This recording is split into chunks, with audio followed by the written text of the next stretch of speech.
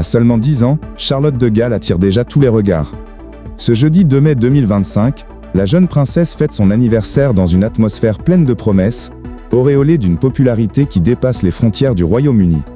Et si certains doutaient encore de son charisme, Travis Kelce, joueur de football américain et compagnon de la chanteuse Taylor Swift, a dissipé toute hésitation à ce sujet.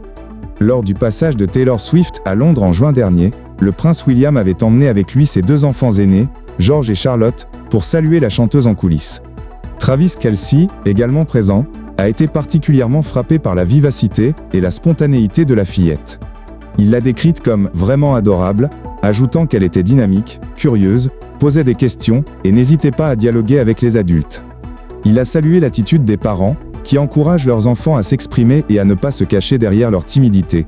Une preuve supplémentaire que la petite Charlotte est déjà bien plus qu'une simple fille de... Derrière cette image de jeune star royale en devenir, une ombre plane sur son avenir protocolaire. En effet, Charlotte pourrait un jour perdre le titre de princesse avec lequel elle est née.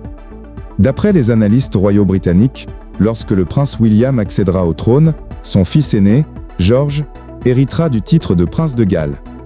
Or, les règles de la monarchie stipulent que seules les filles d'un prince, ou les épouses d'un prince, peuvent porter officiellement le titre de princesse. Charlotte, qui est la sœur du prince héritier, ne répondra alors plus à ces critères. Ainsi, même si elle est aujourd'hui connue sous le nom de princesse Charlotte de Galles, elle pourrait, selon la tradition, ne plus avoir de titre officiel à l'avenir.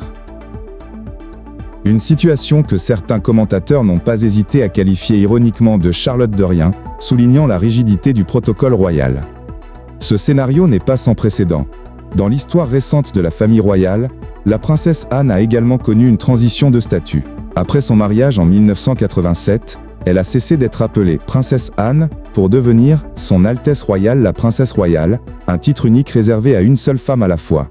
Tant que la princesse Anne est en vie et conserve ce titre, Charlotte ne pourra pas y prétendre, même si elle en remplirait les critères.